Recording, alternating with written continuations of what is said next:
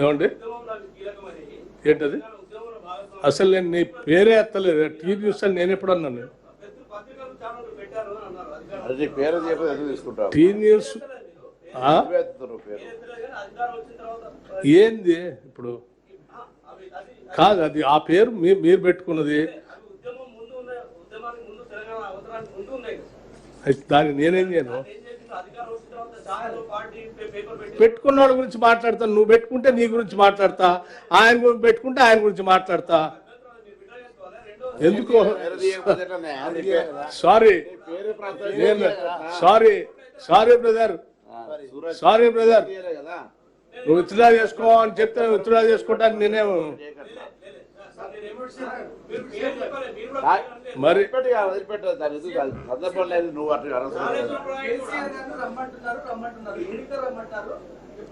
అసెంబ్లీకి రావాలి కదా ప్రతిపక్ష నాయకుడిగా. నేను రాలే. Not even one day, not even one day. Let him go and check my attendance register as CLP leader, opposition leader. ఒక్కరోజు కూడా నేను మిస్ కాలేదు అసెంబ్లీకి. ఎవరి స్థాయి, ఎవడి స్థాయి? నీ స్థాయి నీ పుట్టుకతో తెలుస్తుందా, నీ ఉద్యోగంతో తెలుస్తుందా? ఎవడి స్థాయి? నీ పాత్రతో తెలుస్తుంది. ఓకే, నీ పుట్టుకతో కాదు. ఏంటన్నా నీ స్థాయి? ఏంటి నీ స్థాయి? నువ్వు పోషించే పాత్రతో నీ స్థాయి తెలుస్తుంది. నువ్వు ప్రతిపక్ష నాయకుడు కాబట్టి నీ ప్రతిపక్ష నాయకుడిగా ఉంటావు. ఏమండి,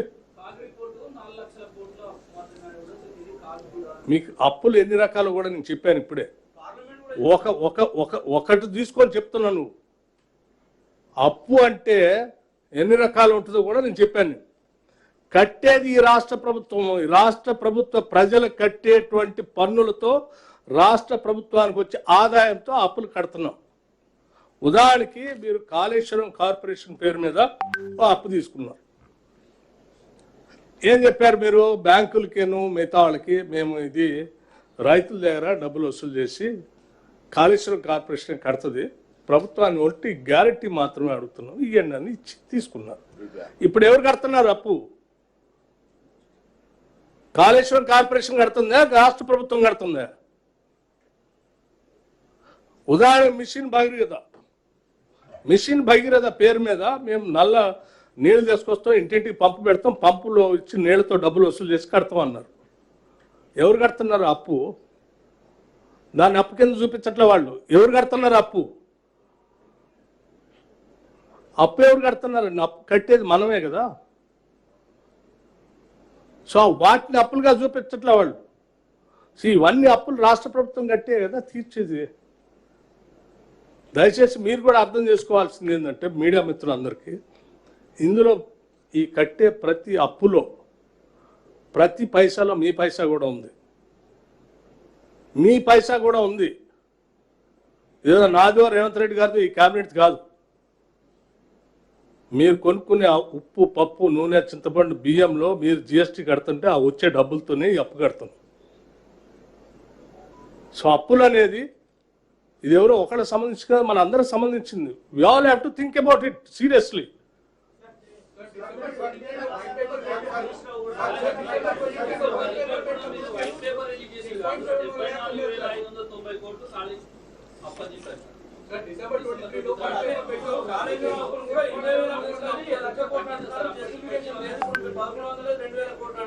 ఏమ్మా, నేను చెప్పింది ఒకటి, నువ్వు అడిగేది ఒకటి. నేను చెప్పింది ఒకటి, నువ్వు అర్థం చేసుకునేది ఒకటి, నువ్వు అడిగేది ఒకటి. నువ్వు కావాలని అడిగితే నేనేం చెప్పలేను. నేను సింపుల్గా మీకు టోటల్గా ఈ అప్పులు రాష్ట్ర ప్రభుత్వం పేరు చెప్పి తీసుకొచ్చిన అప్పులు కాగితం మీకు ఇచ్చారు. ఈ అప్పులు రాష్ట్ర ప్రభుత్వమే చెల్లించాలి బ్యాంకులకి. ఇది నేను చెల్లించను, నువ్వు చెల్లించను, కేసీఆర్ గారు, కేటీఆర్ గారు చెల్లించను, హరీష్ రావు గారు. రాష్ట్ర ప్రభుత్వ ఖజానా నుంచే ఈ అప్పులు కట్టాలి.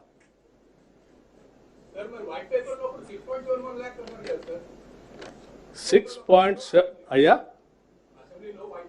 ఇప్పుడు మీరు 40,000 కోట్లు ఉద్యోగస్తులు రోజు గొడవ చేసి అది అప్పే కదా, వాళ్ళు దాచుకున్న డబ్బే కదా.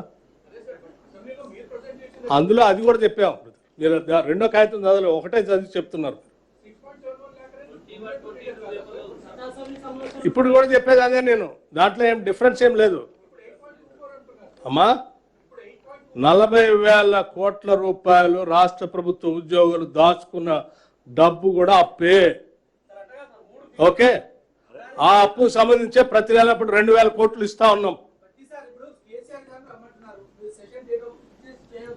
ఎప్పుడు అసెంబ్లీ సెషన్ పెడితే అప్పుడు రావాలండి, ఆయన కోసం సెషన్ పెట్టరు. నా కోసం పెట్టారు అప్పుడు సెషన్. Government will decide.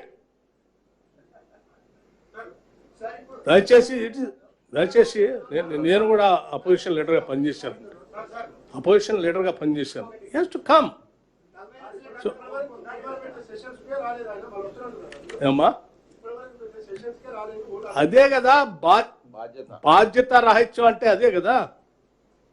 10 సంవత్సరాలు రాష్ట్రాన్ని నిన్ను నన్ను అందరూ తాకట్టు పెడితే, తప్పు చేస్తే, ఆగం చేస్తే, అన్యాయం చేస్తే, కావాల్సిన వ్యవస్థలని శక్తులు అన్నింటినీ మొత్తం నిర్వీర్యం చేసిపోతే, మళ్ళీ రా అంటే నేను రాను, మా వాళ్ళు వస్తారంటారు.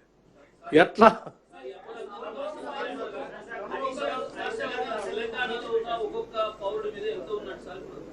యావరేజ్ లెక్క వేయలే బ్రదర్, నేను లెక్క వేసి చెప్తాను. ఒక్కొక్క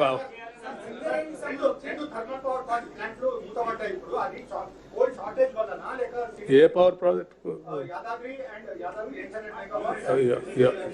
ఎవరన్నారు? Who told you that? Power project close చేశారని ఎవరన్నారు? ప్రాజెక్ట్ క్లోజ్ చేశారని ఎవరన్నారు? My energy principal secretary is here only.